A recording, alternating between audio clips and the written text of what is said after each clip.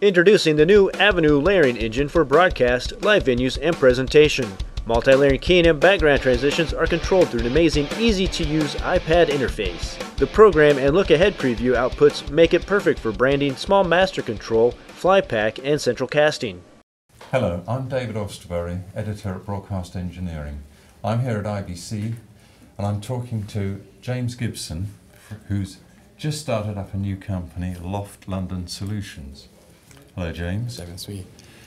Now, earlier on I was talking to David from Loft London, and they've just this week announced that they've set up a new company called Loft Solutions. So I wonder if, James, if you could tell me a bit more about how this came about and what you're going to be doing. Sure.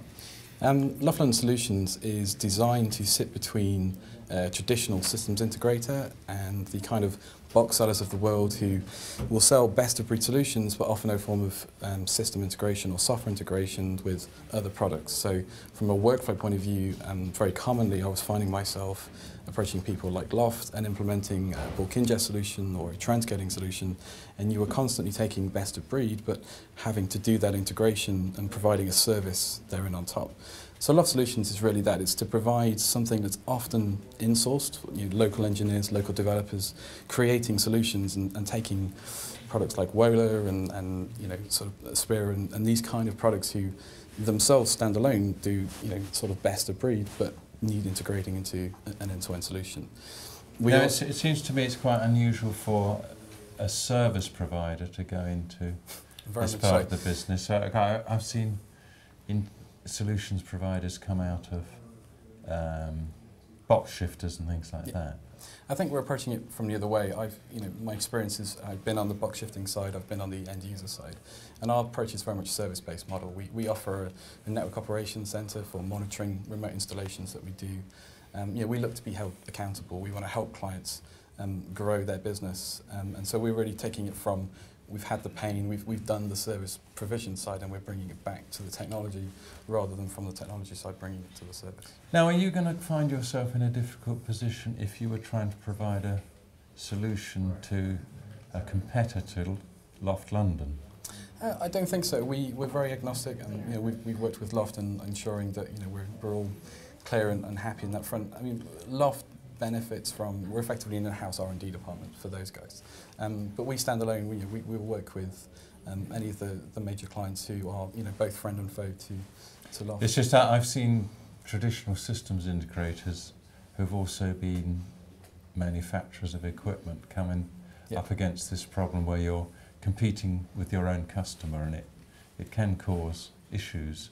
Yeah, our model is very simple. We would not, we're looking to work with some very key vendors, but we will have quite a strict portfolio that's, again, best of breed. We're very agnostic as to what products we work with, but we're only going to recommend and work with those that stand on their own 2 feet. And so there'll be naturally products who there'll be some conflict, but it's very much a horses for courses. You will approach a solution based on clients' requirements, and may the best vendor win.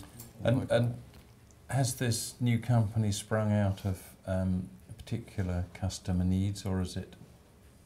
It's a combination of finding yourself day in, day out doing the same thing, very ad hoc and standalone, and realising that there's a sort of a space in the market here that isn't being addressed. So, like I say, you have box sellers who do a very fine job in selling products, but service stops there, and then you have system integrators who are very interested when it's very tin heavy or very cabling physical. What's missing in the middle is that service-based approach to taking best of breed and helping clients integrate, monitor and deliver on top. So it's partially sort of seeing a space in the market, but it's also partially working with certain vendors and realising that they have this pain. Many vendors don't want to have heavy professional services teams, so the product-based clients of the world. They're very keen to concentrate on product development. They don't see the point in having teams of engineers flying around the world.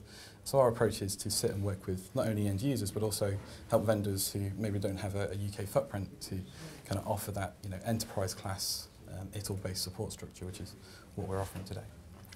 Well, thanks very much, James. I know your company is only about 72 hours old, so I wish you luck, and I'll keep an eye on how it moves forward. Brilliant. So, thank you. Thank you very much from Broadcast Engineering.